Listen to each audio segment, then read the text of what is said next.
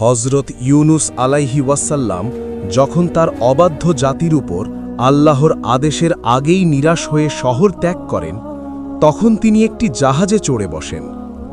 মাঝপথে প্রবল ঝড়ের মুখে পড়লে জাহাজের যাত্রীরা তাকে সাগরে ফেলে দিতে বাধ্য হয়। সাগরের উত্তাল ঢেউয়ের মাঝে বিশাল এক মাছ তাকে গিলে ফেলে, কিন্তু আল্লাহর হুকুমে মাছটি তাকে হজম না করে পেটের ভেতর বন্দি করে রাখে। গভীর সমুদ্রের নিচ, মাছের পেট আর রাতের অন্ধকার সব মিলিয়ে এক ভয়াবহ পরিস্থিতির মুখোমুখি হন তিনি।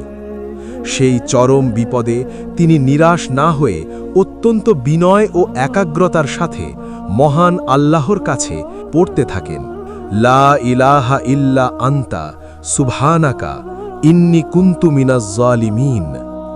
তার এই আন্তরিক তওবা আল্লাহ কবুল করেন। মাছটি তাকে নিরাপদে সমুদ্র তীরে উগরে দেয়। সুস্থ হয়ে তিনি পুনরায় তার জাতির কাছে ফিরে যান এবং দেখেন তারা সবাই ঈমান এনেছে।